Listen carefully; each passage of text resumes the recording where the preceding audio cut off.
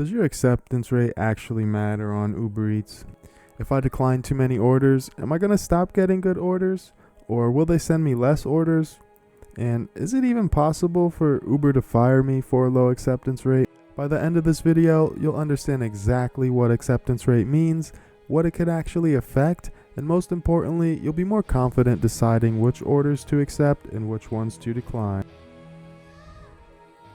Okay, so acceptance rate is simply the percentage of offers you accept. Now, Uber Eats puts a lot of emphasis on acceptance rates, and that leads drivers to ask questions like, does declining orders hurt me? Is Uber going to punish me if I decline too many orders? Am I going to get worse offers if I have a low acceptance rate? Does a low acceptance rate affect your ability to make money? But here's where things get interesting. What I've actually seen is that, in my experience, I've been able to make just as much money, if not more, with a low acceptance rate compared to when I have a high acceptance rate. Now, there are situations where I think acceptance rate actually does matter. So when should you actually care about acceptance rate? A few examples I could give is if you're doing Uber Eats only and you're not multi-apping, then it's going to be more important to accept more offers to stay busy.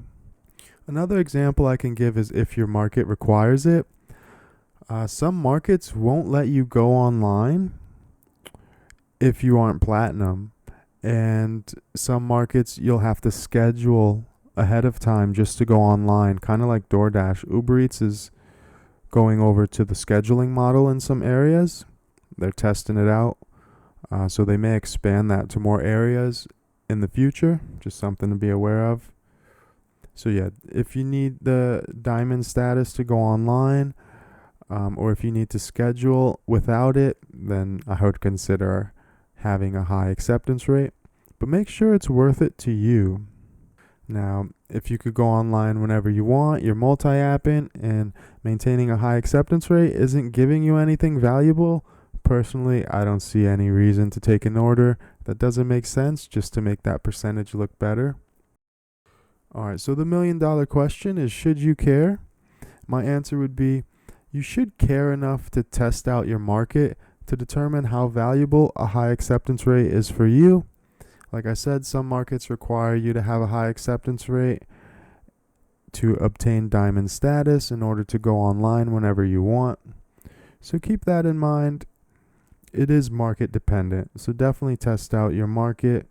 The sweet spot is probably between 25 and 50%. Because to be honest, like 75% of the orders just aren't worth it for me. But I do multi-app, so I do have more offers to pick from. What I do personally, what I was just kind of going over is, since I multi-app and since I could go online anytime and I don't have to schedule myself in my market, I do not care at all about acceptance rate. I only take orders that I feel are worth my time, and I don't make exceptions at all. My acceptance rate is as low as 0% at times. How do you get it to 0? You decline 100 orders in a row. Honestly, my acceptance rate is normally between 5 and 10%. If it's a good week, it'll get up to 15 or 20 at times, but honestly, I never get over 30%. So I'm always green tier. Green tier represent. So my final thoughts would be, don't sacrifice profitability just to make a percentage look better, unless that percentage is actually providing you something valuable. Now, with the rewards tiers, with the high acceptance rate, you can become eligible for things like a Costco membership or tuition coverage.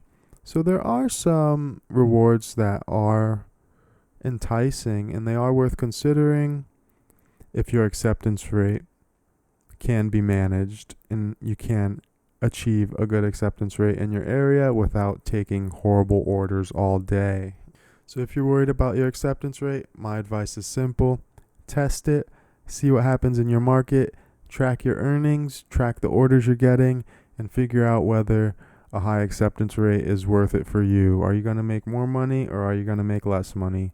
That's the bottom line. That's what you got to ask yourself and determine for yourself in your market. Like I said, for me, it isn't worth it.